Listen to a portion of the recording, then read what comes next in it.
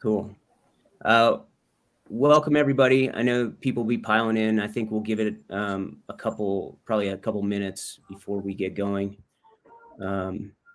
As we're doing that, we'll probably announce this a couple of times, but there are a few logistical things to know about the roundtable and webinar, and our marketing manager, Aaron, can quickly run through that.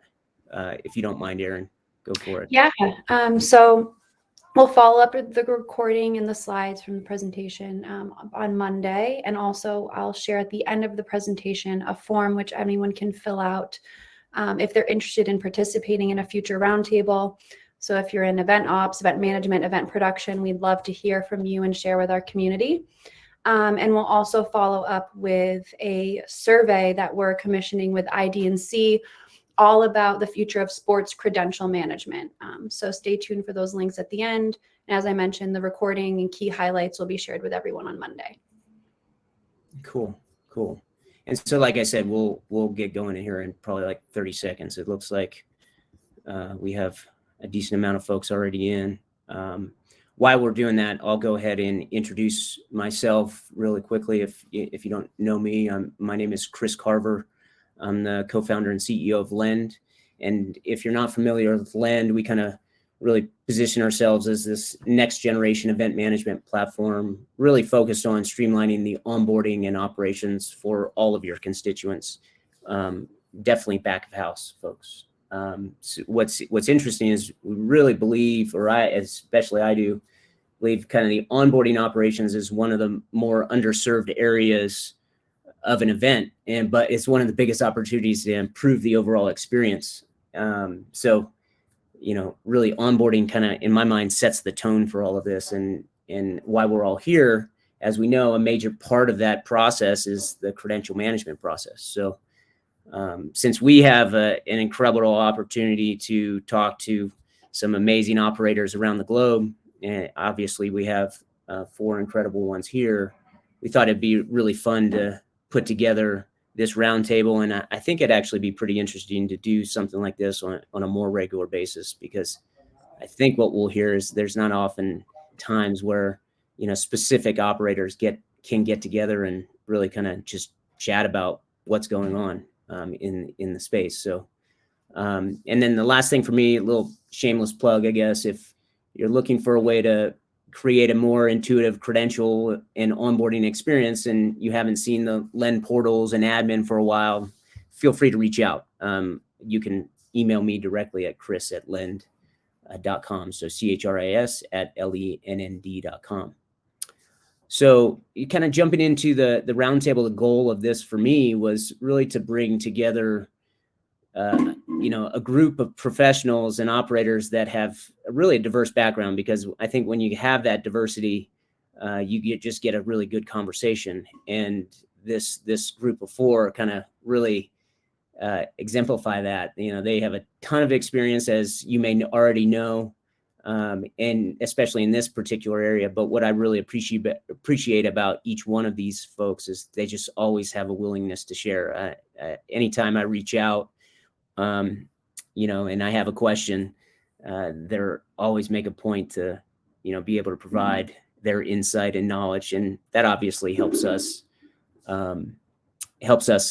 improve things. But one of the things that's really cool about this roundtable is, I will say, the attendees that are kind of attending also have an incredible amount of experience. The variety of backgrounds that are on this is pretty incredible. So if you have any thoughts or ideas or questions or comments, please share.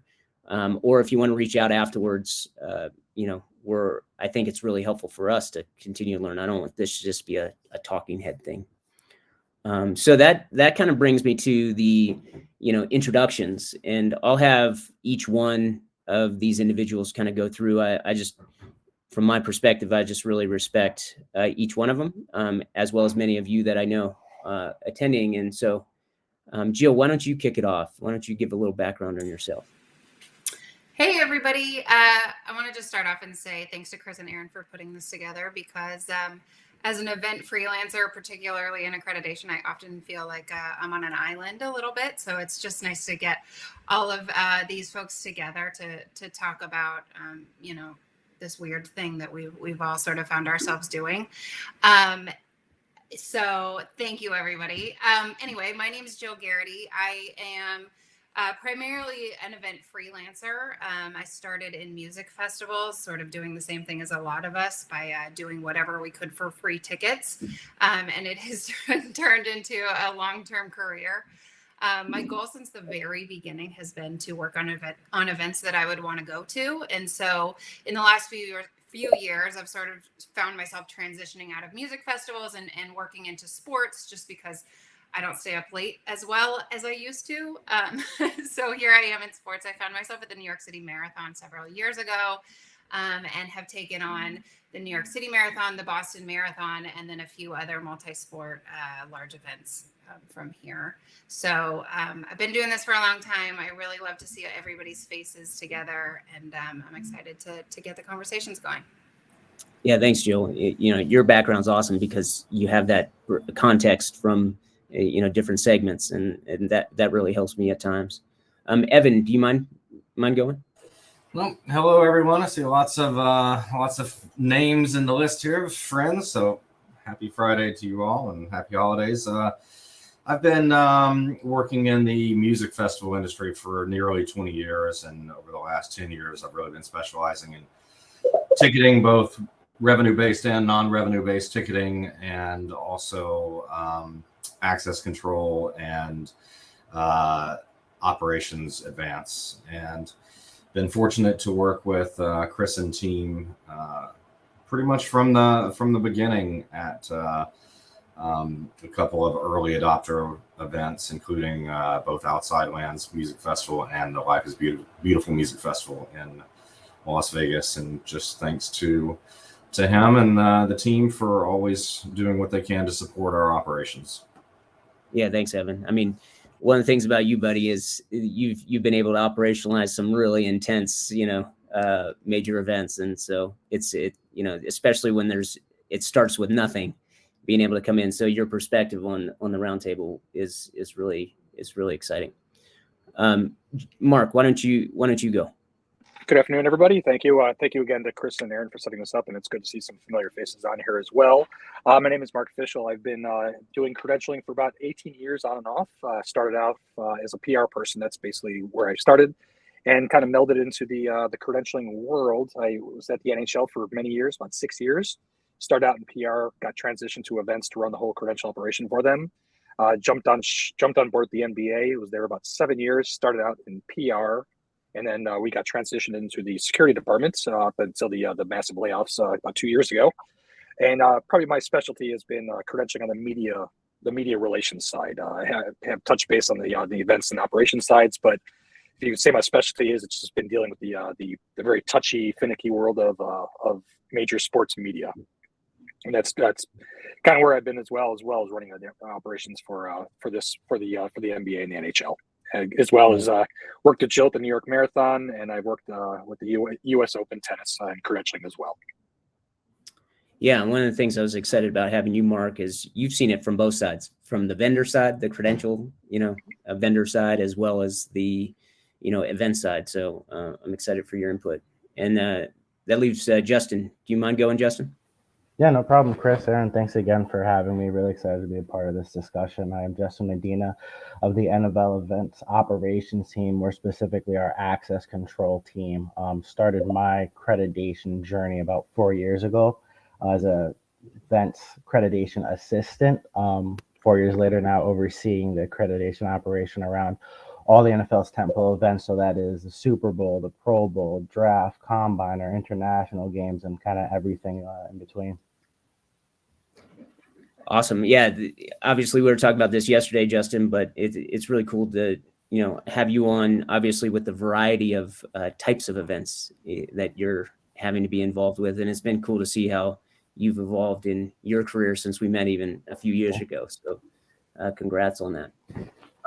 So the first question I wanted to jump in, and I don't know, Jill, maybe you want to kick it off, but how would you describe this year in general? I mean, I could see 2020, you're navigating all of the cancellations and all of that stuff, and that was crazy in and of itself. But this year, it had to have its own, kind of beast for you guys. So I'm curious how you would describe it. Yes. I feel like people talk about 2020 as the year that was tough. And, financially as a freelancer, it was a little bit scary. But 2020, I sat on my couch all year. It was not hard at all.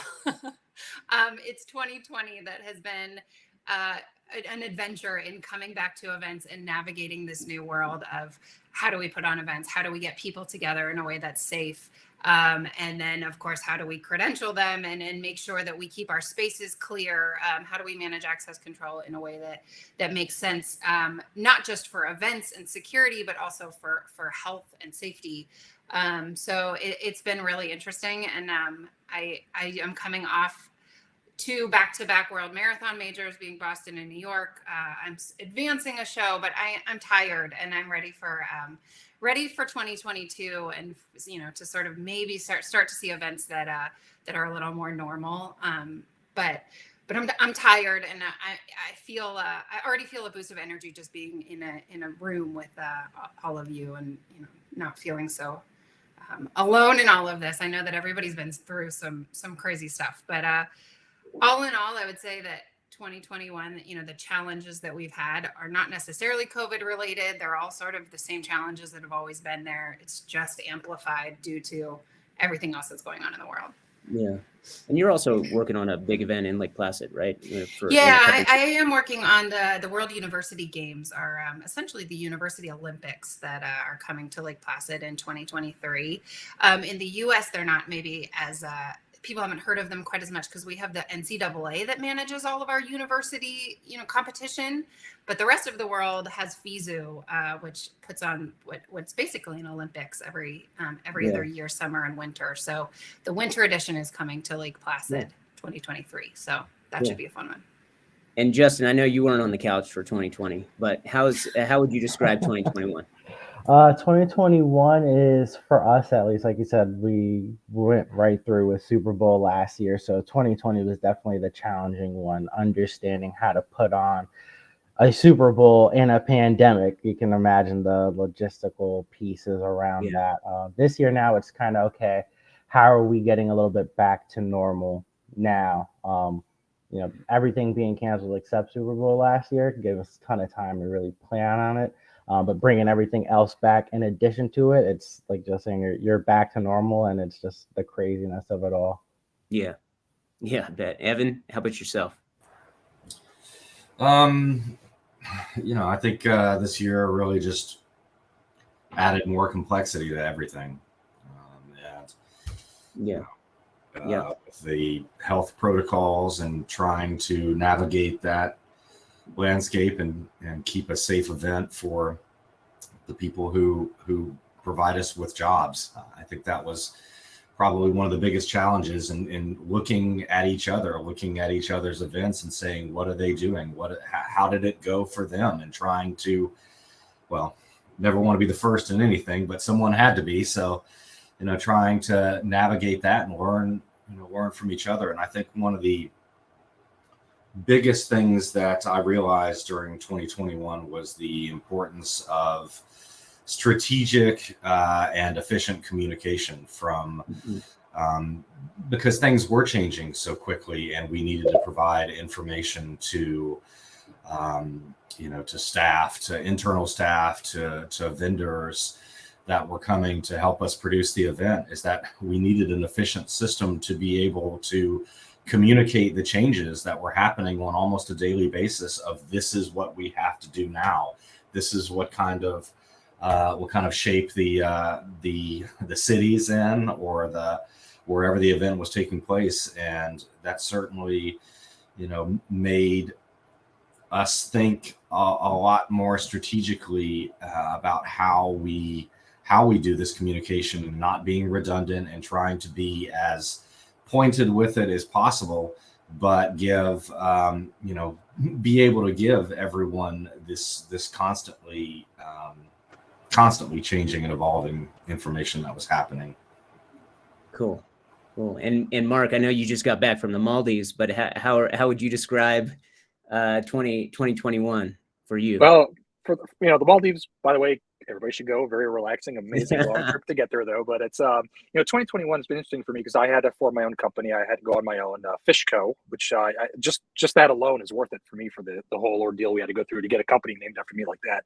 Yeah. But I've had the luxury of actually going to work for my old employee, the MBA. They hired me back as a contractor to work their events. So I've had the opportunity to learn a little bit more as well, working on other events that I haven't had a chance to.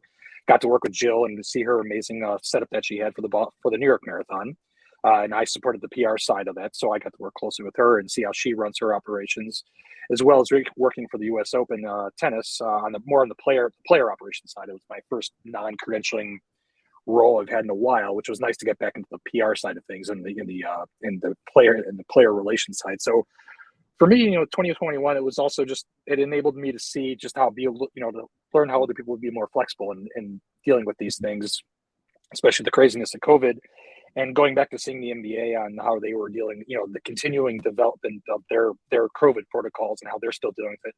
And just even seeing today, it's all changing overnight.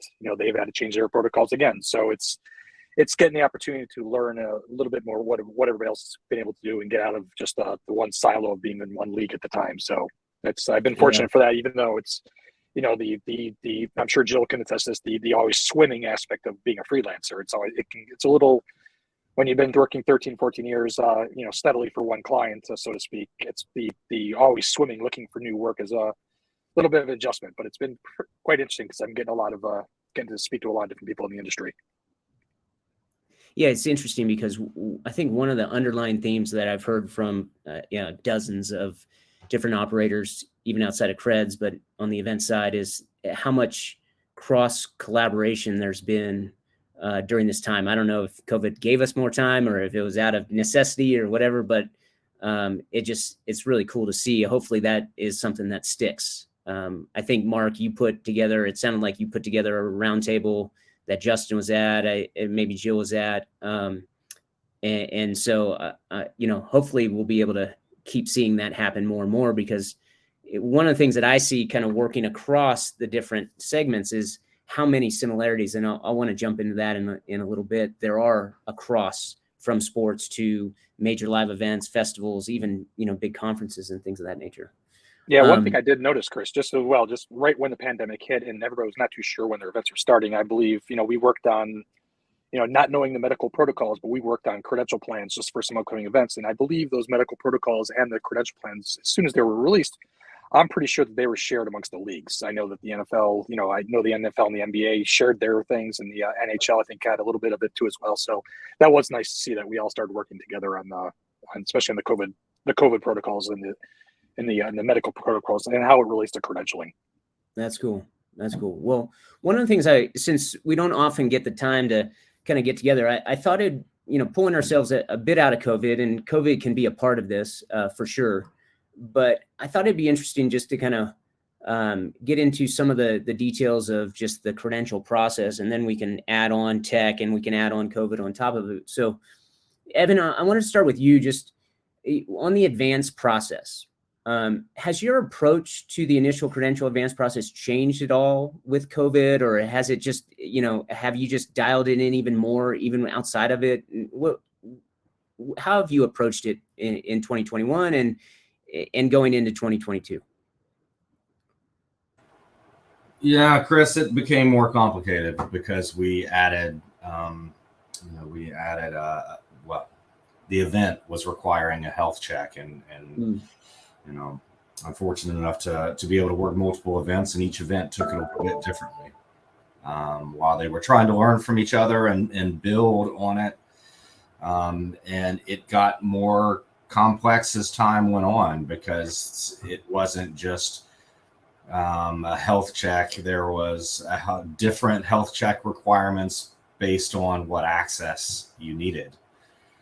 Whether it was front of house access only, or whether it was back of house access, or whether it was what someone may refer to as sensitive back of house access. So it became even more complicated in how do we, well, I tell you what it really did was it made us scrutinize more the credentials that people actually needed to do their job.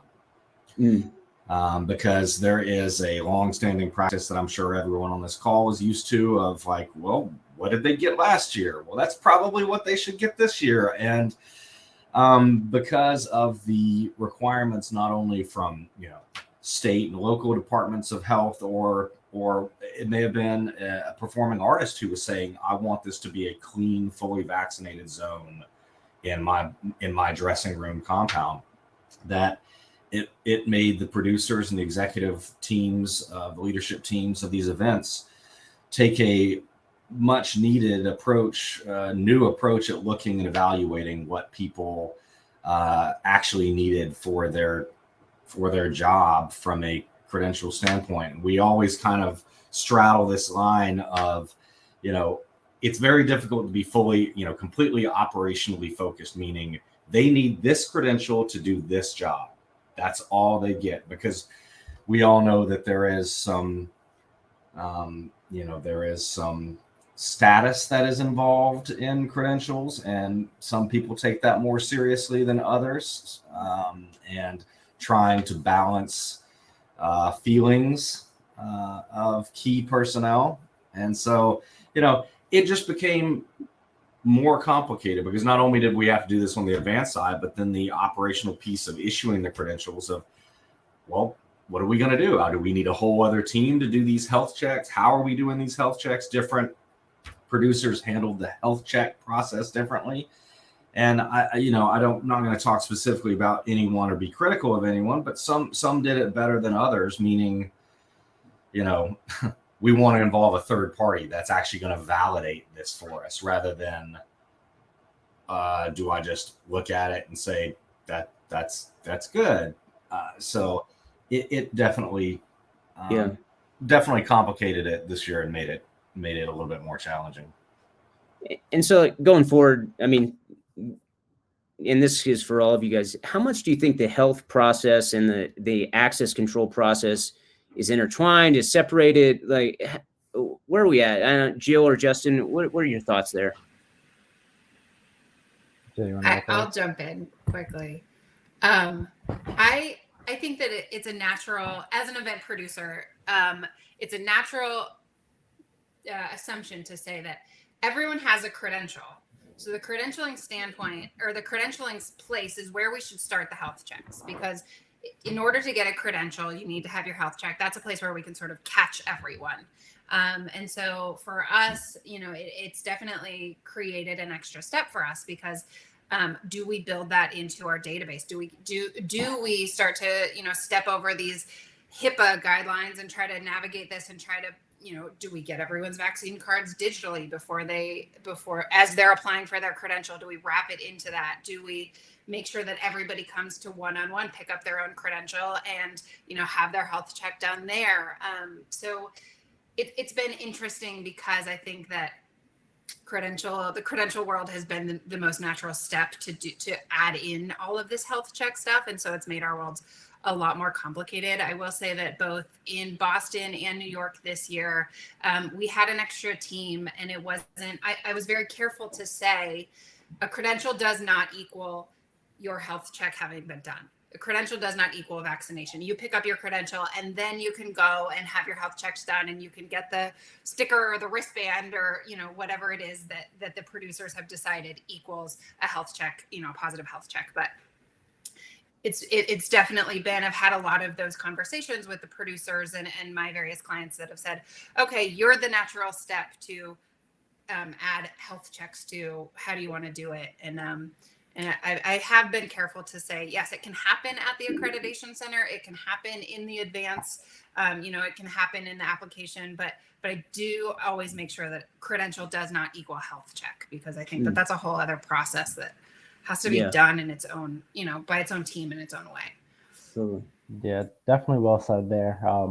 For us, at least, it's you need a cred to get in, so start there. And for Super Bowl last year, it was a huge part of it. Everything on the health side tied back into your access, and it does. I mean, credentials alone is a beast, right?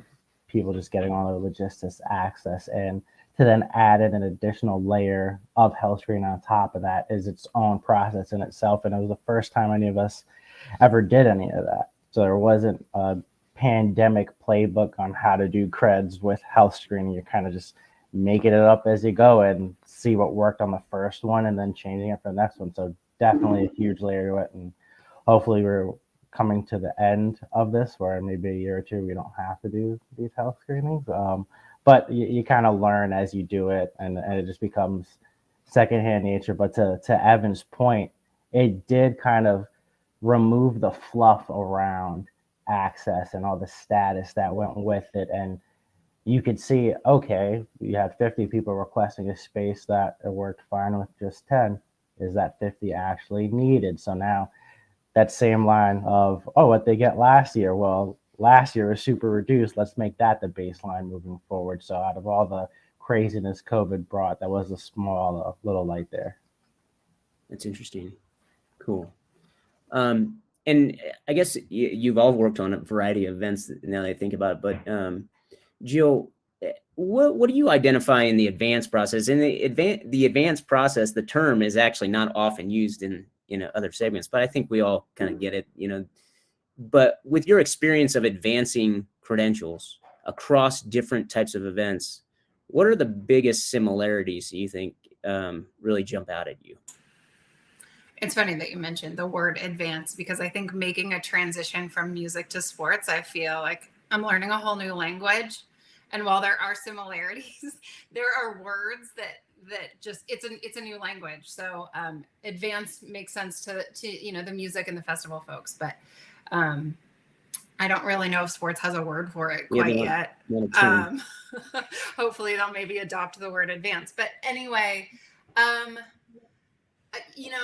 you ask what the similarities are, and I think that I could speak to the differences a hell of a lot more. Okay. It's been really interesting. You think event, this is a large event. This event has 50,000 people there. This event has 80,000 people. You would think that the process and the needs and the general operations would be similar. And I've noticed a lot of differences. And I will say that sports does tend to have a little bit more of the fluff around it. And I don't know if it's because most of these sporting events are a lot more grandfathered in. They've been happening for a long time. The same folks do them, every year. But sports wants to see a little bit more swag. They want to see their credential look a lot cooler. They want to see their face on their credential, and there's a lot more of these extra steps that I think that maybe the music segment has said, hey, we got to get this festival done. It's next month. And then after that, we're moving on to the next one. So let's get everyone a wristband and scan them in, and they go to they do their job. So sports has been an interesting one to transition into and say, take my music background and say, hey, this works, you guys. This RFID, this scanning, this whatever it is works. How can we then bring it into the sports world and say, hey, let's do what works. Let's get rid of the fluff. Let's get rid of the, you're important, you're not important, whatever it is that goes along with credentials. And that really does start in the advanced process to say, hey, guys, we need you to fill out this form, and we need you to fill out this form tomorrow. And it doesn't matter who you are or where you come from. But so the advanced process has been really interesting in trying to create a system that's easy enough for people to use, that's straightforward enough for people to use so that they submit by the deadlines. And then also, then to take that information and make sure that everybody does it. Deadlines is always an issue in credentials. I think everyone can say, we set a deadline of 1 month before the event, and there's nothing that we can do to enforce it, right? Like, you're going to get your credential if you need to work at, the Super Bowl. It doesn't matter when you submit for it. We can't say no. And so creating an advanced process that is simple enough to make sure that people just click in and do it really quickly, rather than, I think we get a lot of people click in and say, that was too much, I'll do it later. So that's where this advanced database piece comes in, is how do we build something that collects the information that we need, that's easy enough for everyone to just go and do it without thinking twice about it. So cool. It's been interesting. You go ahead, Evan. I tell you something else that I forgot about that was a real challenge in 2021 was credential procurement. The supply Oh. chain that we've all felt in everything definitely came into play Yeah. 2021, whether it be the chip shortage, if you're using RFID credentials, the production timelines, the shipping timelines. We had to order a lot of additional credentials because we had to figure out how we doing this health check. You know, if we're doing that, are we giving them a physical credential for that and trying to add that as another layer, both for patrons and for staff, and having to, for better or for worse, I work in some of the most complicated credential music festivals in the country, I think. And, I used vendors that I've never used before this year based on just tight windows. And, this one, they could only produce 5,000 of what I needed. And I needed 85,000 and I needed it in 17 days. Can you get it done? I understand that I'm going to have to pay more for it, but it's just, there were so many things that kind of came along with it, but there were some great discoveries out of it. We found some great vendors from it that were able to really turn around some high quality products that, I didn't even know who this company was. And then the reason I came across them is because, like probably many people on this call, I was Googling wristband manufacturer, trying to get, some terrible amount of, as secure as I could, credentials made in a short time frame. So going to medical industry providers and all kinds of things that we had never really done before, because in the music festival space, at least, there's 5 or 6 big companies that do this type of thing, and they're great companies and I love to use them. And I've got my favorites, just like I'm sure everyone on the panel has their favorites. But this year, it definitely, supply chain certainly affected, and it's made me rethink of, like, even if we don't have to do this again for 2022 and beyond, I'm trying to move my design timelines and my production and ordering timelines up so I can get this done. But that shifts everything along with it. That shifts the entire advancing process of, Yeah. I'm sure many people in this call, they order their credentials. They start their baseline of, what did we order last year? Just like, what did that person get last year? And I don't want to do it, but I still do it too. But did you have any recommendations for vendors that you'd be open to share with some folks on the call? We've got a couple questions around that. Yes, and I want to be careful here because I don't want to what we'll do, let me jump in. What we'll do is we can put out a list that, we kind of go through of different vendors, so that these guys don't feel like they're. Yeah, I certainly use, for the kind of the flagship for music festivals over the last, 5-6 years has been IDNC, and I continue to use them for primarily all RFID credentials. But I used Cube for RFID credentials this year, and I was certainly impressed. I've got a great relationship with them, and I use them for a lot of, ancillary credentials, whether it's parking hang tags or parking stickers, RFID or not, non-RFID wristbands. But I tell you who really came through in the clutch, and I've not had the best relationship with in the past, but they did excellent work this year, was PDC. And they did an incredible turnaround time on non-RFID holographic sparkly type wristbands that I used at a couple different events for the supplemental health check credential. Cool. I want to jump in, Evan. You mentioned one of the things that was, really required was almost a new form of communication. And I'm Justin. I guess question for all of you, but Justin, maybe you can kick this off.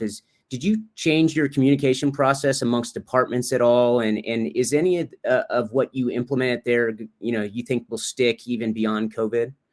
How did that change? The communication side of things change? Yeah, I think the beauty of COVID made the Zoom super popular and easy. Instead of it being 20 emails. Let me just call you on Zoom and talk it through for 5 seconds. And you don't have those massive 100-person conference calls anymore where people are talking over each other. You don't see anyone's face. And that's been our primary, and just talking with different groups and allowing you to just how credentials can be so nuanced. And I have an understanding of the plan. And Joe Schmo that's uploading for his 6th crew that can barely log into his web browser doesn't get it till you be able to hop on a Zoom and just talk through that. Made it so much easier to really handhold people through the process.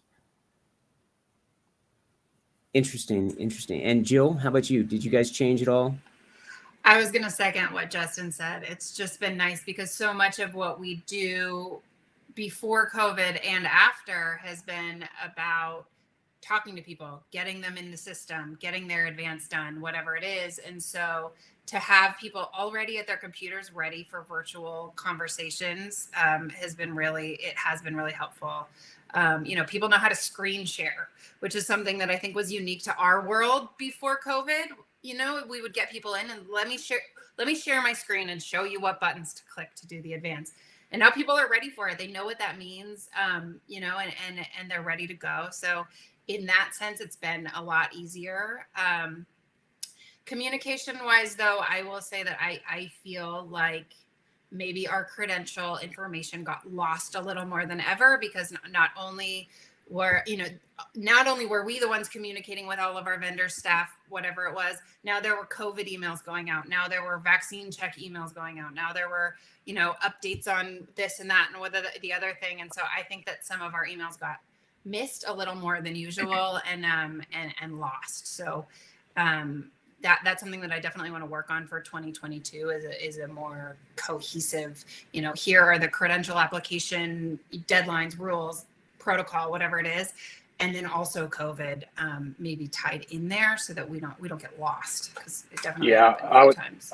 I would say the big challenge, whatever, a lot of times the health and safety groups, especially like the MBA, they're separate, completely different from the credentials. And credentials, we've become some in the business of being medical professionals at times. And it's a little awkward because that's not really what we do, but we've had to be tied in a lot with the medical side and the health and safety side. And whatever company or whatever organizations can meld the two together, and this is what Jill is saying with all these, because you're bombarding people with emails. Whoever is able to nimbly be able to meld the two together, credentialing and health checks into one system, that's something that's going to be a big advantage for anybody that can do it.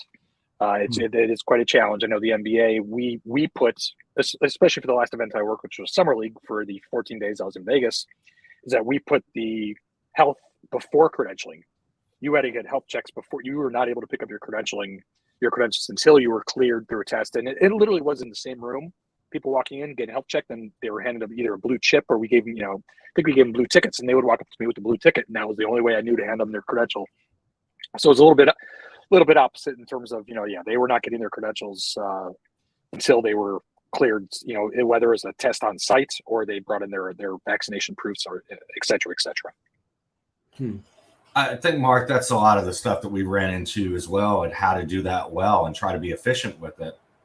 And we didn't find a great way. I mean, it's still a lot of manual work involved, because ideally, what we want to have happen is this gets done, the health check, and it automatically triggers that the credential can be issued, et cetera, that type of stuff. Yeah. We ran into the same issues of how do you do the check, and we partnered at some of the events with third parties like Clear or Cleared4, and we were trying to look at integrations and API and how can we get this to work, and are we actually validating the vaccination status with a health provider database, or are we just believing, yes, this card looks real, and yes, I'm going to do this, and I mean, this kind of ties back into just the everyday credential management too, about automation is really what I want from a credentialing system and a database system of,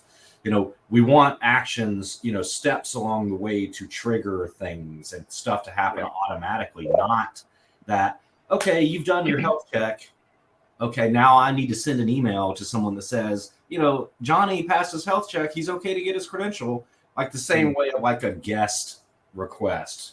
right? Yeah. Comp request that we want it, once it's approved, we want it to send an email that we can configure to the recipient saying, hey, great, you've been approved for this. Here's where you go pick up your creds, et cetera, et cetera.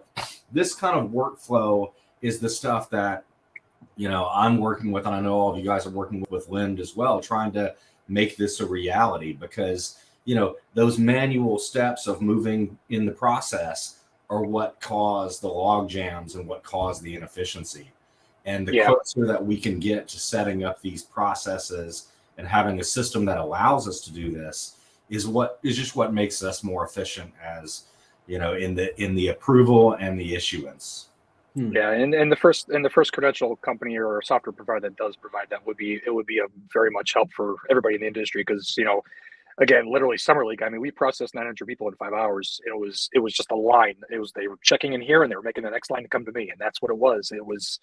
And it's still, you know, I don't say we're in the dark ages, but we're still in the process of spreadsheets, you know, spending spreadsheets to each other, or manually texting each other, say, is this person clear? And then, you know, it came out to the fact that the most efficient process that I had was actually handing people lottery tickets, little blue lottery tickets, and saying, hand that to the credential people. That's the only way we were able to get through a day of 900 people in 5 hours.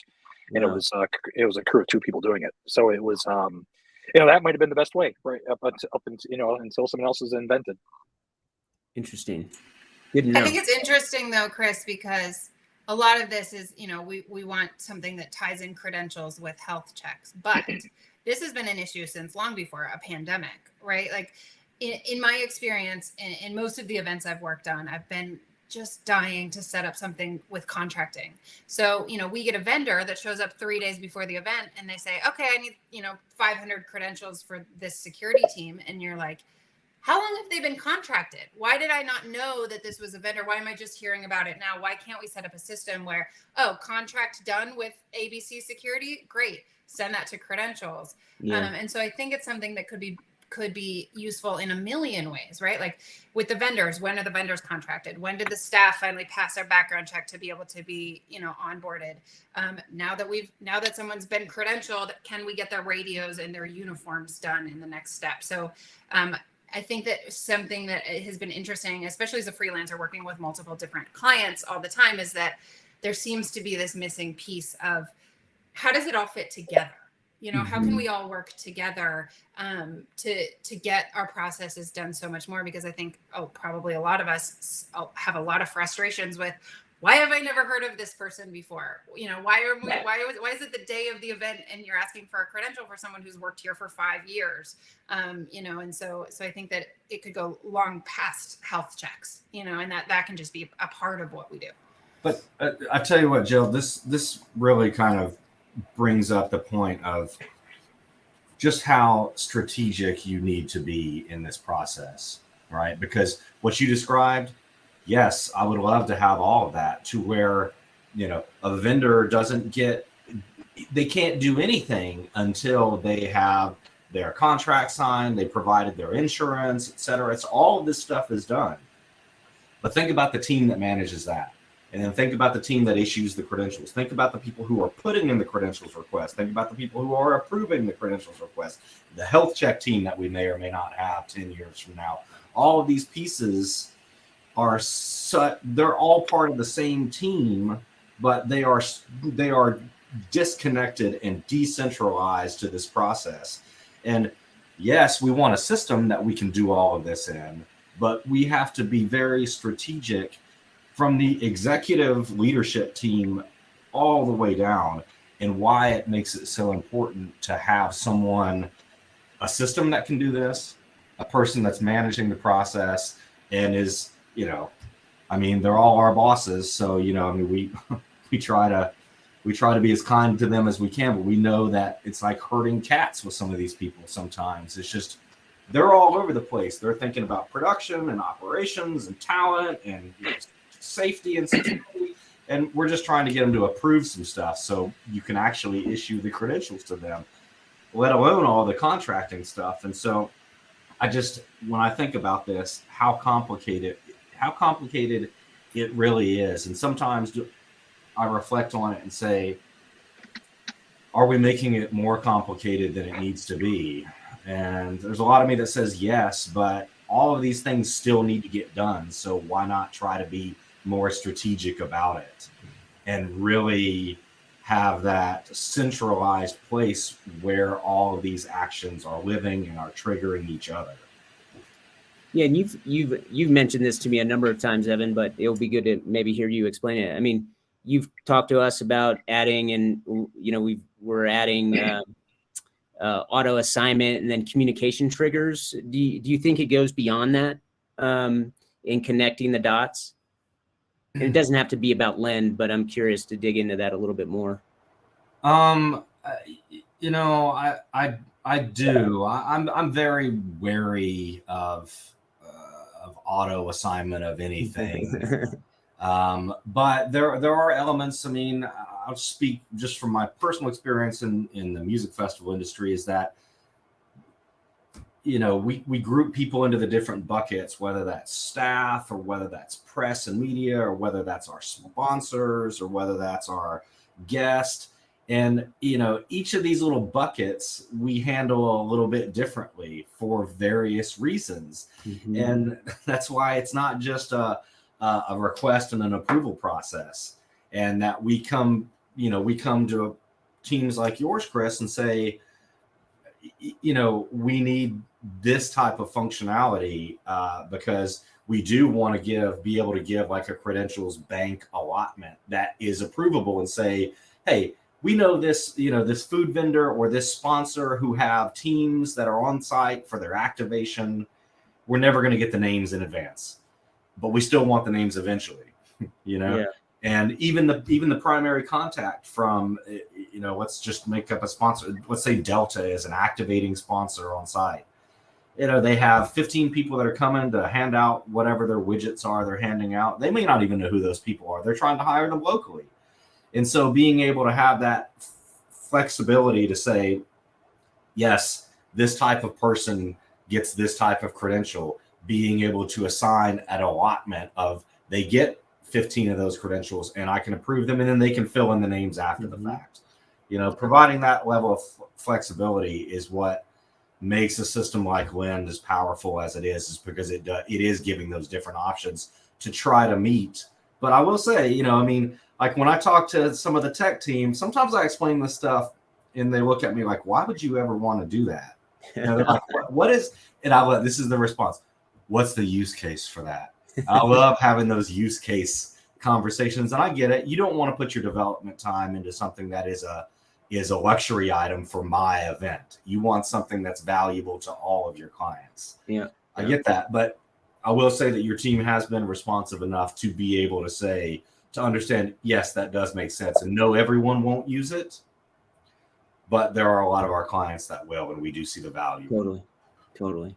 Well, actually, question for Justin as well. On the NBA side, we've had the luxury in the credentialing group that we are the generally 95% of the time we are the end result or the end people that make the decisions on access and approvals. The NHL is the same way. I was the end all. I was that person. I said yes or no. The decision was on me, and the people above me supported those decisions. Sometimes they would have opinions or would tell you no or yes if they just had some time to review the things. But Justin, do you have at the NFL? I mean, are you that? I mean, is your group that? Are you the people that have the final result on who gets what? Yeah, it's a little bit mix of us and depending on where you are, if you're talking things related to like the playing field at games or restricted play areas, football operations, our security teams are involved. I try to keep just all various stakeholders in the loop because I could have an understanding of something and say yes, and football operations security has a completely different understanding. So that's what I'm working towards now. How do we all get on the same page so we're not all understanding where it's not, events said yes, but we're really against it and any mix of that. Yeah. So it does sound do you like have any automated multi-layered approvals? Has anybody figured that out yet? Or is it all just email and it's all emails, spreadsheets, Zoom, many hours reviewing names on a list. Now we have an in-house system that we use, and just to even think through, like, multi-layered sounds great, right? But like, how do you even build that out? Yeah, there's like no, at least in my mind, no clean way to do it. Definitely a wish, but we haven't figured it out for sure. Yeah, so it does sound like the sports league is pretty much it. The credential groups are deputized of being the end all, with being the final say essentially. Mostly is what it sounds like to me, because I know the MLB does that way, NHL, NBA, and now confirmed with the NFL. So it's interesting to know. Well, it sounds like in talking with you, Justin, it's departmental, right? It starts the department and then it moves up to you. Is that the how it flows? Yeah, I mean, it really depends. Well, the starting point, like Evan said, is all right. Who came last year, right? And start from there, and who are still the players, and who's new, and you kind of go from there. And then, let's say our digital media team cuts a deal with whatever group that is now going to come work with us. Okay, we need to be made aware of that. Where, yeah, maybe they've asked our operational team and they want a spot on the field at the 50.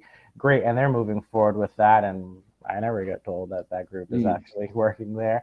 So it's like I said again, herding cats and starting a department, or one larger production vendor brings on a subcontractor that's doing something and they just assume, oh yeah, they're set for creds, but they're actually not, and just all those nuanced pieces. So it varies. Departments and just different like larger production vendors are usually the starting point. Cool. Yeah, we had at the NBA. It was 1 to 2 people that were solely the only people clicking those buttons to give the access. That was it. It came down to it was a lot of work, and it was a lot of I don't want to say a lot of mistakes it can be made, but when you do 7,000 credentials for a small event with 10 decisions each, that's 70,000 decisions that 1 to 2 people are making in a span of a week or two. And then you repeat it for the next event, which could be weeks later. With the NBA, there's 5 different leagues, so it's quite a bit of burden on 1 or 2 people, but you get through it. So, kind of one of the fun parts of credentialing is talking about the future, and I wanted to make sure that we have a little space for the ideation mode. I'm curious from your guys' perspective, is there anything that you've been looking at for a while that has been pretty interesting or a bit underwhelming from a tech standpoint for a future of, access control, whether it's, the actual lanyard itself or the wristband itself or the tech that's in it? What are some of the areas that you guys have kind of kept an eye on that is becoming more and more interesting, you think? Or is less? I did a few years ago. I went to CES. I don't want to give it away too much, but I had the idea about, we at the MBA, we were always facing the challenge of we were reprinting credentials a little bit too much. And, we had the luxury that it was paper then being laminated, so the cost wasn't too high. But knowing that we were eventually going to get to a PVC stock, that the cost would be much higher in reprinting, it was one of those out of the box ideas, like, what about wearable electronic credentials? Not so much on a phone. You hold up a phone to get in, but you have to wear something in, especially at sports events, you have to have something around you at all times, because security especially want to see, security and PR want to see who that person is at all times and know what they're in there. I was like, what is there lightweight wearable credentials? And I spent the whole day at CES, 2 days at CES, and literally the last hour I was at CES, I discovered one company out of China that had lightweight LCD screens that were flexible. And I started talking to them, and we were seeing about if we could work out that every permanent MBA employee was assigned this little thing, like they almost like you get a cell phone that allowed, it had a module on the top of it that allowed, Wi-Fi or, 3 or 4G access, that allowed the credential to be displayed on this wearable screen. That if you need to make a change to somebody, say at a locker room, you could just go into the system, hit L for locker room, whatever, and then the L would show up on the LCD screen. Now, is the credential, it would look like a standard credential. It got pretty far in terms of the idea, but then it came out the fact that because it was manufactured in China, that there was some, the MBA is all ex-Secret Service people. There was some security concerns that kind of put a kibosh on it right away. But if there's ever a, I don't want to say at the MBA, but if there's ever an American company that develops these and there's no security concerns, that could be something that had the potential of becoming something that got developed. That was one thing I saw. I think coming from music festivals, and I don't know if Evan would agree, but I think RFID technology with wristbands and parking passes and everything we've done works pretty damn well. And I've seen it work very well in a lot of cases. And as I'm making the transition to sports, one of my biggest hurdles is that people want to see their faces printed on their credentials, and that is taking up a lot of time, space, resources. Now we have to have certain credentials that can be receptive to printing. We have to have printers. We have to have people to do the printing. We have to have all of these things. And now all of a sudden we've lost all of our budget, all of our bandwidth for any kind of tech access control, because we're printing people's faces and their names on their credentials. And, you walk around these leagues and a lot of these offices and you see a lot of guys and all their credentials are hanging up on their cubicle with their names on them. And I can't get past that to even get to the tech, because their face, they want to see their face on their credential. And we did 25,000 credentials at the New York City Marathon this year, and we had a big wrap-up call, and I was like sort of ready to hear a lot of feedback, because we made a lot of changes and all of this. And the only feedback that I got was that there was a certain credential type that people's pictures didn't get printed on it, and they were bummed about it. Oh, wow. So we call anyway, it jewelry in the business. Right. So that's something that I'm trying to get past. And, I've had this conversation with Justin a couple of times. I know that, like, how do we get past that? Because I don't think it's actually that secure. I don't think the security guard is looking to say, oh, you want to get in here? Let me look and make sure the photo on your credential matches your face. They're not doing that. So what's the point of printing somebody's photo on their credential? And how do we get past it so we can get to scannable technology? Because they're doing it at music festivals, for the most part, and they're used to it. It's working. That actually. Go ahead, Jason. I honestly think it's gonna be a hybrid, Jill. It's probably gonna come down to a hybrid of, because you need the speed and the accessibility of the RFID to get into an event, but you still need the visual for the $10 an hour security guards, or the overly paranoid league security, or the vet security to have that. Yeah, so it's gonna be a hybrid. But when you're in the NBA and the NFL, you have the budget to do both. And when you're the little guy, you don't. You got to pick. And unfortunately, when you're right now, the face on the credential is winning those budget wars, and it's a bummer. We and Jill and I had this argument. We don't say it's an argument. We had this debate at the New York Marathon for a few minutes. It was quite illuminating, but it's a struggle. It definitely is. Yeah. Yeah, I mean, that's standard protocol for us. That the bare minimum, even before access, it is who are you and what's your face. So it's on the credential, and that's what it'll always be that for us. I wish it could be one where it was just different colors and you just hand out your staff. You get a staff color. Purple is vendor, whatever the case. It definitely makes the life easier. Mark, that cool LCD credential idea, definitely shopped around and saw the dollar amount around that, and that kind of just killed it there. Yeah. But back to Jill's point on RFIDs and scanning of credentials, I think that works awesome. We even do barcodes and QR codes on ours, so we've done different varieties there. Tech wise, I think the biggest thing is what makes the operator's job easier, 2, the person uploading credentials easier, and then 3, that $10 an hour guard makes their life easier to process it.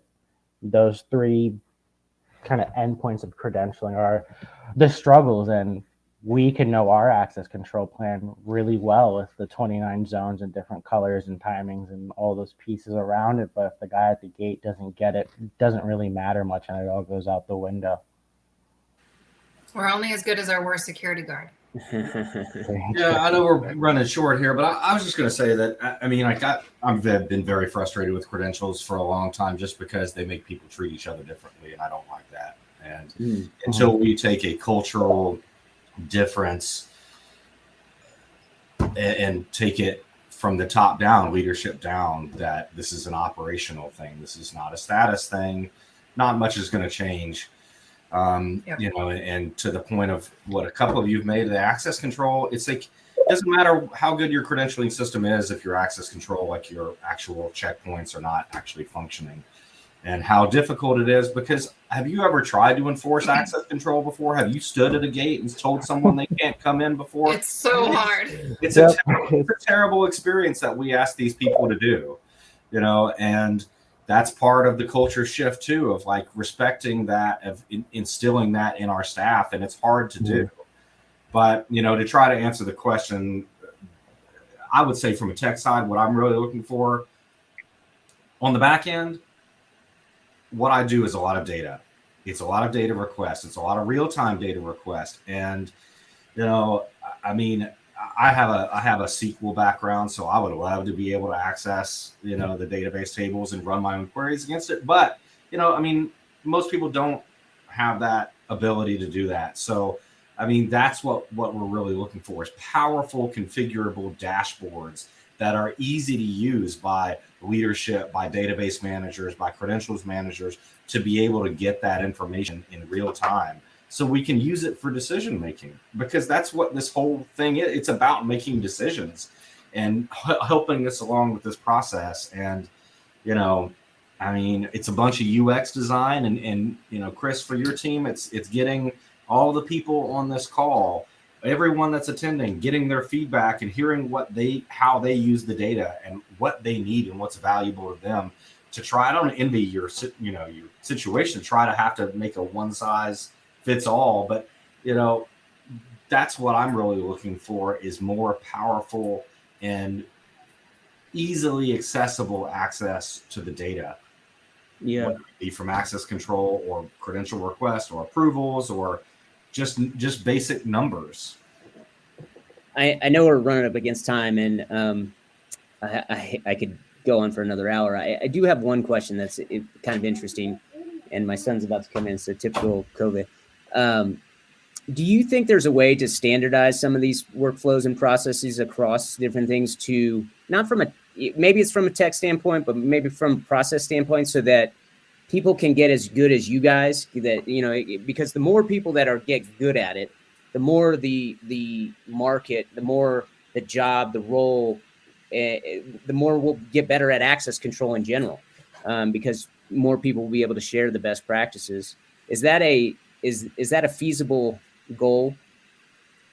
I think that we would have to do this a lot more. We would have to get everybody together a lot more to say, what are you doing? What are you doing? What are you doing? And can we somehow standardize the way that we all do it? Yeah. And it sounds amazing. I would love it. Security, right? Yeah, well, you're right. You're right. And there are different places that are doing it. F&B is doing it. Yeah. There's other departments that, I think if we did a lot more of this, we could get there. But I think that we all face a lot of organizational red tape to make any change at all. So, it would be a long time coming. Yeah. Chris, think about this for a minute. Some events want a more difficult to transfer between people credential, and that's why they're using a semi-permanent wristband that is supposed to be non-removable. And there's other events that are still okay with, doesn't make a whole lot of sense to me, but an RFID on a lanyard, right? Like until we you mean all of sports, Evan? Doesn't make sense to me either. Until we kind of like that to me, that's so interesting to me. I shouldn't say confusing. It's interesting to me. Like, we're doing this access control thing, and then you have this credential that is easily transferable from one person to the other. So maybe you try to combat that with a picture on it. Maybe that's where the picture comes from. But are we being too paranoid in the music festival industry? And it's like, hey, this isn't abused as badly as we think that it is. And maybe we can return to lanyards and laminates and things like that. But, there isn't even standardization around like how what type of credential the person is receiving for these extremely sensitive and high profile areas that they're getting access to, and how we think that the credential should be attached to the individual. Yeah. So, I would love for us to have standard processes, but I mean, every event is so unique. Yeah. That it's just. Well, this obviously tells me that we could do a lot more of these. I'm excited to try to, facilitate this with, you guys, with other folks. So one, I appreciate you guys doing this. I'm excited to keep in touch and keep trying to push this forward on our end. But I can't thank you enough. And even all of the folks that attended. Aaron, do you want to talk through any of the logistics of what we're going to do with this and how we're going to distribute it? Yep. So on Monday, I'll follow up with an email that has the recording and some key takeaways. We'll share some suggestions about the vendors that the team talked about, and any other information that you would find useful. And I'll also follow up with a form in which, if you'd like to participate in a future roundtable, you fill that out and And in the meantime, if you're interested and want to reach out to me directly right now, you can email me at erin@lend.com, and I'll follow up with next steps. And I know there's a lot more questions. I saw kind of going through the chat and what people had submitted before. And I know Erin is working on a survey that we're going to just continue to make public and just try to help inform as much as possible. But again, Jill, Justin, Evan, Mark, I really appreciate you doing this. Thanks as always, and appreciate everybody attending. So have a good one. Thank you so much. Yeah, thanks, Thank Bye, you. everybody. Thank you. Bye.